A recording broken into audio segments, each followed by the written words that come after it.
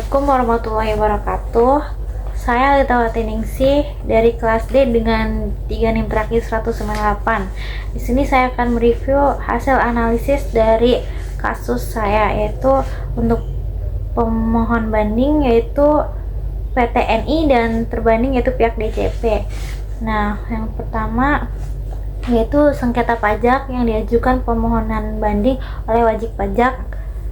Itu yang pertama, pokok sengketa dalam perkara ini pemohon banding yaitu PTNI telah mengajukan keberatan kepada terbanding dengan surat nomor 784 garis miring FC garis miring SP garis miring 19 tanggal 4 Desember tahun 2019 atas surat ketetapan pajak kurang membayar pajak penghasilan nomor 00006 garis miring 206 garis miring 14 garis miring 092 garis miring 18 tahun pajak 2014 atas koreksi terbanding yang tidak disetujui oleh pemohon banding atas penyesuaian fiskal positif. Yaitu yang pertama jenis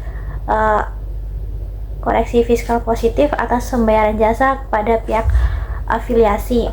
Nah, pemohon banding keberatan atas koreksi terkait pembayaran jasa kepada afiliasi yang dianggap tidak sesuai dengan fungsi jasa dan manfaat yang diterima serta tidak sesuai dengan ketentuan Undang-Undang Pajak Penghasilan dan Pedoman Transfer Pricing oleh OECD.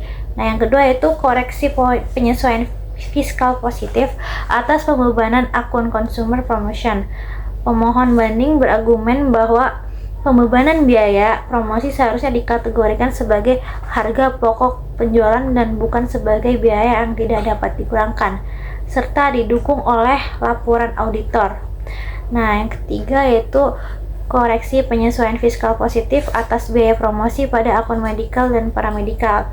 Nah, di sini pemohon banding menolak koreksi ini karena biaya tersebut dianggap sebagai bagian dari usaha untuk mengkomunikasikan produk ke tenaga medis yang akan memberikan manfaat bagi konsumen.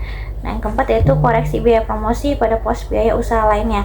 Pemohon banding menentang koreksi ini dengan alasan bahwa pembelian barang promosi seperti peralatan dan baju kerja bukanlah biaya promosi menurut definisi dalam peraturan yang berlaku.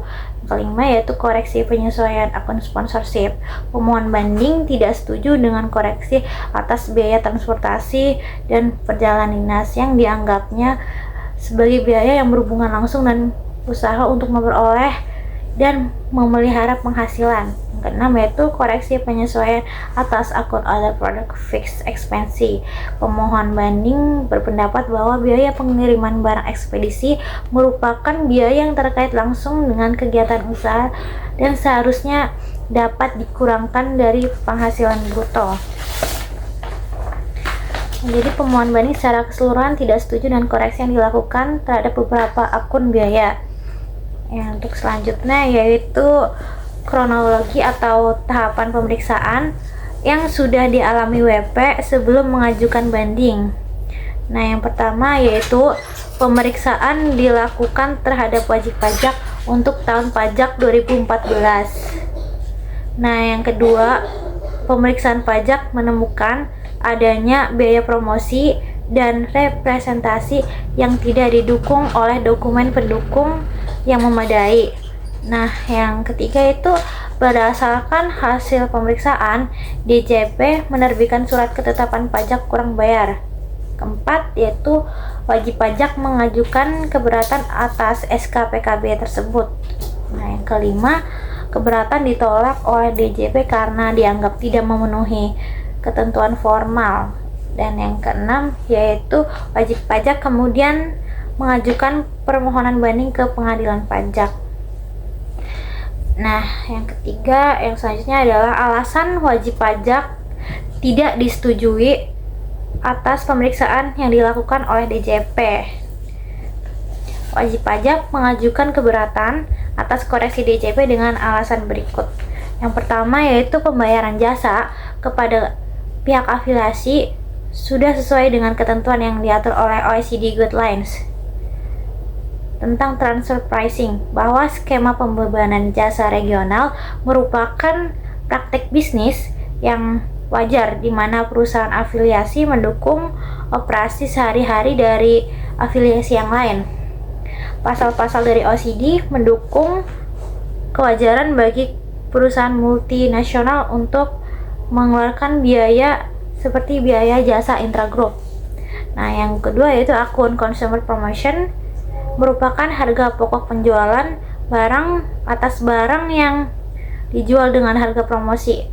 Hal tersebut juga didukung dengan laporan keuangan auditor yang mengklasifikasikan account consumer promotion sebagai harga pokok penjualan sebagaimana diatur dalam pasal 6 ayat 1 huruf A angka 1 Undang-Undang PPH, sehingga biaya tersebut tidak perlu dibuatkan daftar normatif biaya promosi. Nah, yang ketiga yaitu biaya dalam akun medikal dan paramedikal. Pada biaya promosi tersebut dikeluarkan dalam rangka mengkomunikasikan produk-produk pemohon banding ke tenaga medis dan pihak terkait lainnya, dan di kegiatan lain dalam usaha pemohon banding di mana nantinya akan memberikan manfaat terhadap konsumen.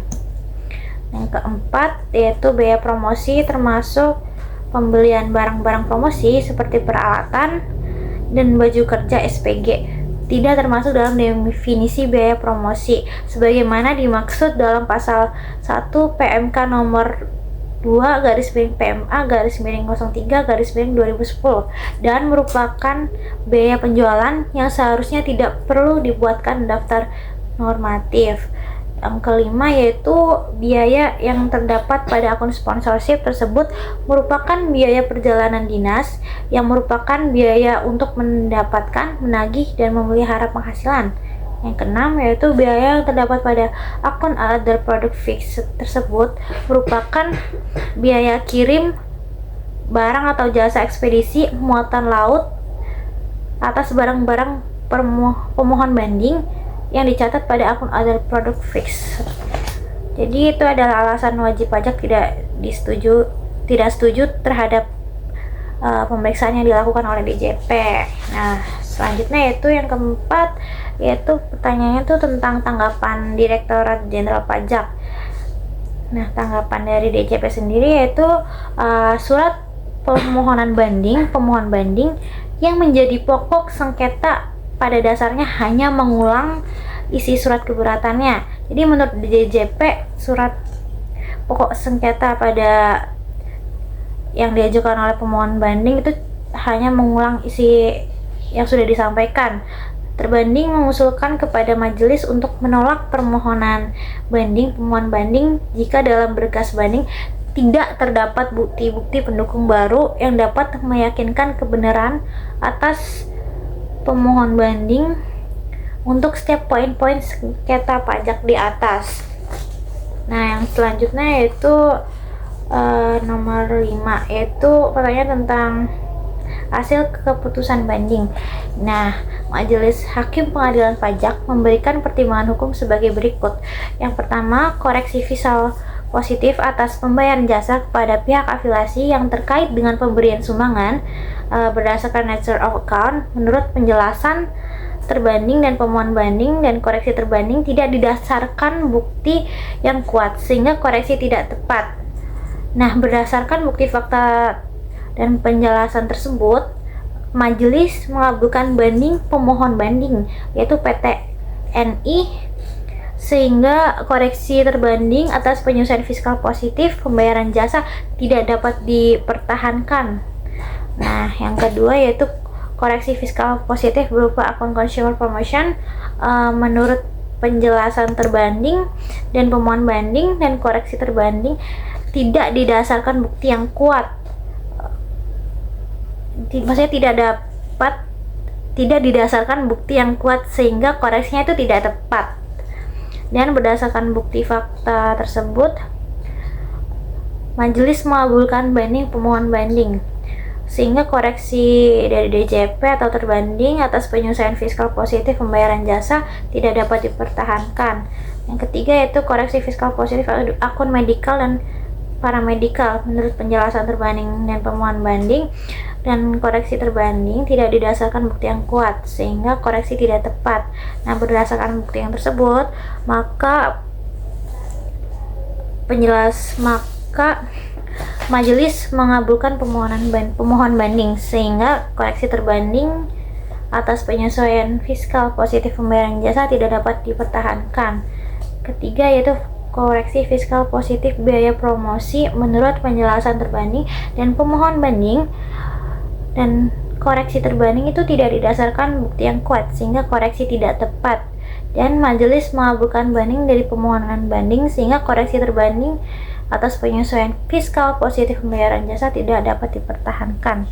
Kelima yaitu koreksi fiskal positif akun sponsorship transportasi menurut penjelasan terbanding dan permohonan banding, dan koreksi terbanding tidak didasarkan bukti yang kuat sehingga koreksi tidak tepat. Nah, berdasarkan bukti-bukti tersebut, majelis mengabulkan banding pemohon banding sehingga koreksi tersebut tidak dapat dipertahankan. Yang keenam yaitu koreksi fiskal positif, yaitu account other product fixed expense menurut penjelasan terbanding dan pemohon banding, dan koreksi terbanding tidak didasarkan bukti yang kuat sehingga koreksi kurang tepat, dan berdasarkan bukti-bukti tersebut majelis mengabulkan banding pemohon banding sehingga koreksi terbanding yaitu atau koreksi DJP atas penyelesaian fiskal positif pembayaran jasa tidak dapat dipertahankan. Sekian hasil analisis dari saya. Apabila ada salah-salah kata, saya mau minta maaf. Assalamualaikum warahmatullahi wabarakatuh.